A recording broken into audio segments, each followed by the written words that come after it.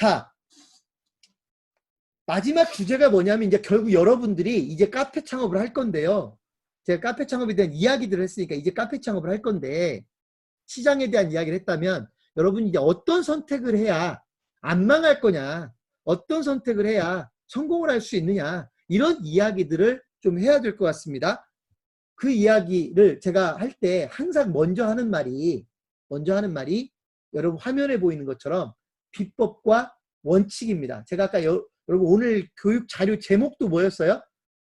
소자본 카페 창업 비법과 원칙이었어요. 자, 어떤 배경을 가지고 이야기하려고 하냐면 여러분 이상구 박사님이라고 혹시 기억하실지 모르겠어요. 연세가 있으신 분들, 저보다 연배이신 분들은 이상구 박사님을 기억을 할 거고요. 저보다 윗세대인 분들, 저보다 아주 많이 어린 분들은 모를 수도 있어요. 한때 텔레비전에서 예를 들면 많이 나왔던 의사 선생님이죠. 이분이 뭐죠? 엔돌핀 뭐 이런 거 강조했던 분 아닙니까? 그죠? 이분이 한동안 TV에 안 나오다가 언젠가 TV에 다시 나와가지고 하는 말이 뭐냐면 이러는 거예요. 모든 사람들이 건강하게 오래오래 살고 싶어 하는데 전부 다 뭘 먹어야 건강하게 오래오래 사는지를 찾는다는 거예요. 뭘 먹어야. 그러니까 이분이 하는 얘기가 그거 참 웃기더라 이거예요. 웃기더라. 왜? 건강하게 오래오래 사는 방법은 간단한데 새끼 꼬박꼬박 잘 먹고요. 너무 과식하지 않고요. 소위 뭔가 비법을 먹는 게 뭔가 비상한 걸 먹는 게 아니라 밥 잘 먹고 예를 들면 그냥 일반적으로 먹는 걸 잘 먹으면 돼요. 그리고 먹고 잘 싸야 되고 그 다음에 잘 쉬어야 되고 운동도 예를 들면 일주일 매일매일 해주면 더 좋겠지만 매일매일 시간이 없으면 2, 3일에 한 번씩이라도 한 30분이라도 운동을 해주는 게 필요하고 휴식을 충분히 취해주고 잠도 충분히 자주는 게 필요하고 그쵸? 스트레스를 안 받을 수 있으면 더 좋겠지만 그럴 수는 없으니까 스트레스를 받으면 빠르게 스트레스를 풀어버리려는 노력도 하고 이렇게 담배 안 피고 술 줄이고 이런 노력을 하면 누구나 다 그분 얘기가 그거예요. 누구나 다 90 이상은 산다고. 요즘의 과학 정도의 수준으로는요. 그렇게 살면 누구나 다 90 이상은 산다고. 아마 100살도 넘어가기가 어렵지 않을 거라고 얘기를 하더라고요. 근데 이제 가끔씩 내가 통제 안 되는 것들이 있어요. 예를 들면 요즘 미세먼지 같은 거 이런 거 통제가 안 되죠. 그래서 내 몸에서 혹시라도 모를 병이 자랄 수 있으니까 건강검진도 한 번씩 받아주고 그래서 뭔가 못된 게 자라고 있으면 빨리 제거해주고 이러면 안 죽는데요. 그분 얘기예요. 안 죽는데요. 근데 사람들은 그 원칙을 기본적으로 깡그리 무시해가면서 뭐가 몸에 좋더라, 뭐가 몸이 좋더라, 어떤 기능식품을 먹어야 돼, 뭘 먹어야 돼, 이 얘기만 하고 있다는 거예요. 근데 제가 그 얘기를 들으면서 그 이상구 박사님의 그 얘기를 들으면서 바로 머릿속에 어떤 생각이 들었냐면 저도 어쨌든 사업을 20년 동안 하고 있는 사람 아닙니까? 그리고 제 사업만 한 게 아니라 다른 분들 사업을 어떻게든 도와주는 역할을 했던 사람으로서 어떤 느낌이 들었냐면 딱 사업이 저런데 예를 들면 제 얘기를 좀 해보면 저도 그 원칙이 안 지켜지거든요.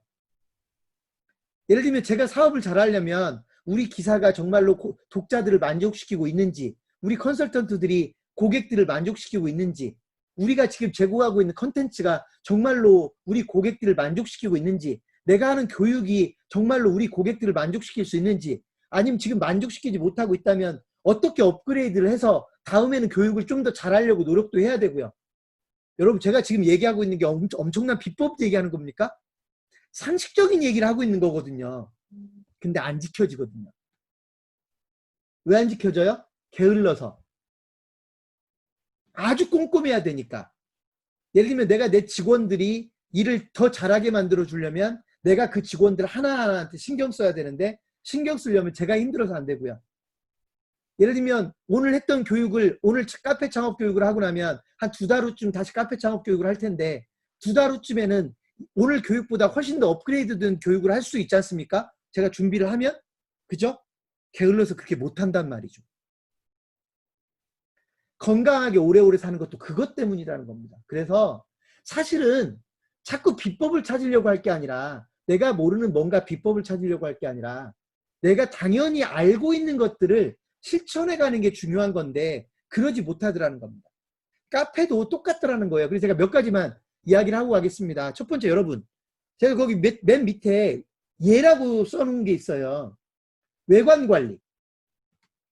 제가 여러분 이제 창업자니까 아직은 그 개념을 와닿지 않을 수도 있는데요. 생각해보면 쉬운 내용입니다. 현재 카페를 운영하는 분들한테 제가 교육을 하고 있다고 치죠. 현재 카페를 운영하고 있는 분들한테 내가 지금 교육을 하고 있다고 치자고요. 그럼 제가 이렇게 질문을 합니다. 혹시 오늘 외관 관리를 하신 분들 손들어 보십시오.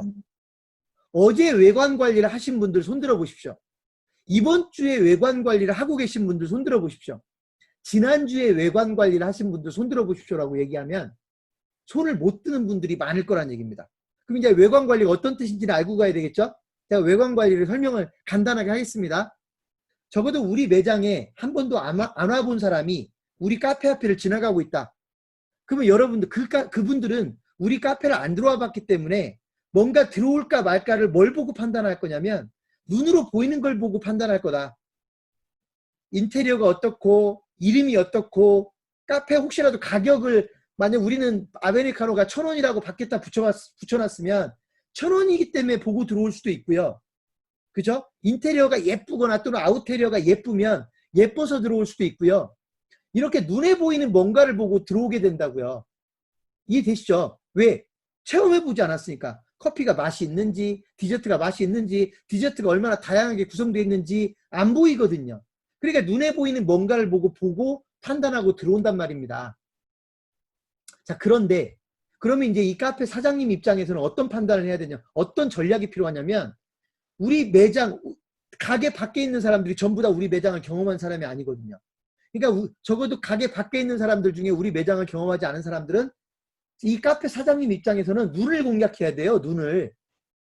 그죠? 보이는 걸 공략해야 된다고요. 보이는 걸.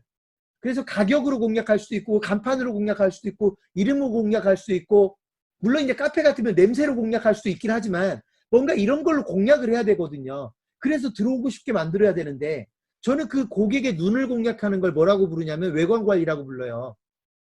고객의 눈을 공략하는 걸 외관관리라고 부른다.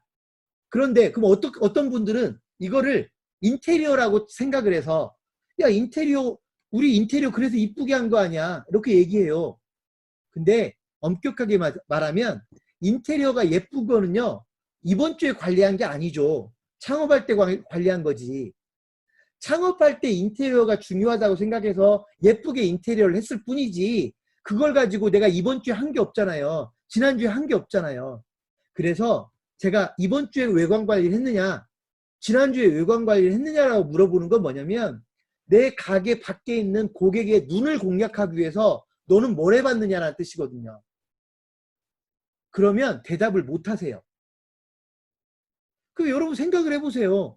내 매장에 오지 않은 사람들을 오게 만들어야 되니까 밖에 있는 사람들의 눈을 공략해야 될 거 아닙니까? 상식입니다. 상식입니다. 근데 그 노력을 안 하고 있다? 말이 안 되죠. 근데 이게 감이 잘 안 오는 분들을 위해서 제가 어떤 예를 드냐면 제2롯데월드에 가서 장사를 하고 있다고 쳐보자고요. 내가 제2롯데월드에서 카페를 하고 있다. 그러면 제2롯데월드에 있는 카페 사장님은요. 딱 하나만 생각하면 돼요. 밖에 수많은 사람들 유동인구가 있거든요. 그 사람들을 어떻게 하면 카페 안으로 들어오게 만들 거냐를 고민하면 되거든요.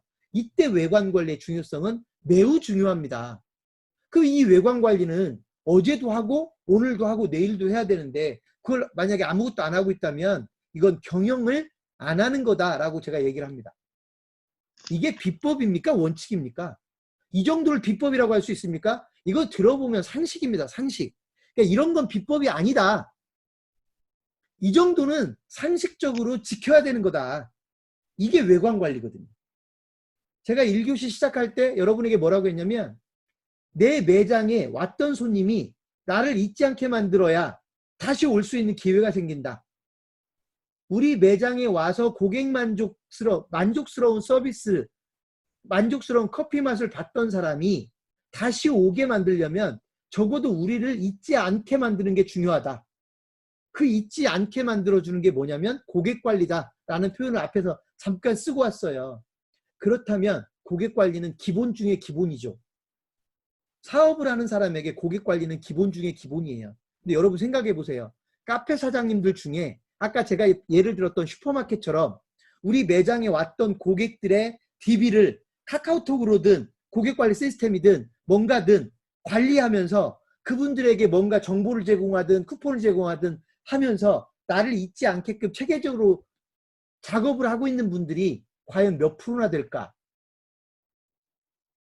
거의 안 하고들 계실 거란 말이죠. 그런데 이 고객 관리는 비법이 아니에요. 기본이지. 내 매장에 왔던 손님들이 나를 계속 잊지 않게끔 알려주고 뭔가 그들과 소통하려는 노력은 기본 중에 기본이다. 근데 왜 기본을 지키지 않느냐? 제가 아이템 선택이라고 써놨죠? 아이템 선택의 기본이 뭔지 아십니까? 만약에 여러분이 카페 프랜차이즈를 선택을 해서 창업을 하려고 한다면 제가 몇 가지를 얘기할게요. 그 브랜드는 한 달에 평균적으로 얼마를 파는지 정도는 알아야 될 거 아닙니까? 그죠?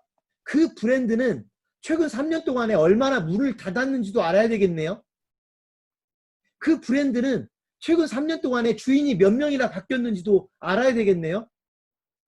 이렇게 얘기하면 어떤 분이 그래요. 그 정보를 어떻게 알아봅니까? 누가 알려줍니까? 그걸 어떻게 알아봅니까? 이렇게 얘기를 하거든요. 이게 다 어디에 나오냐면 정보공개서에 나오는 거예요. 가맹본부에다 굳이 물어보지 않아도 정보공개서에 다 공개되어 있는 내용이라고요. 그럼 내가 그 브랜드를 창업할 거라면 적어도 이런 내용을 알고 창업을 해야 될 거 아닙니까? 근데 왜 그것도 안 알아보고 1년에 100개 이상 망한 브랜드를 선택하냔 말입니다. 최근 3년 동안 100개 정도가 문을 닫았다, 매장이. 그러면 이 브랜드 여러분이 알면 선택할 수 있겠습니까? 선택 못할 겁니다. 그걸 모르니까 선택하는 거지. 이게 뭐라고요? 기본 중에 기본이라고요. 이 정도가 무슨 비법입니까? 이건 기본 중에 기본입니다. 여러분이 기본만 지켜도 실패하지 않는다. 적어도 실패하지 않는다. 라고 저는 생각을 합니다.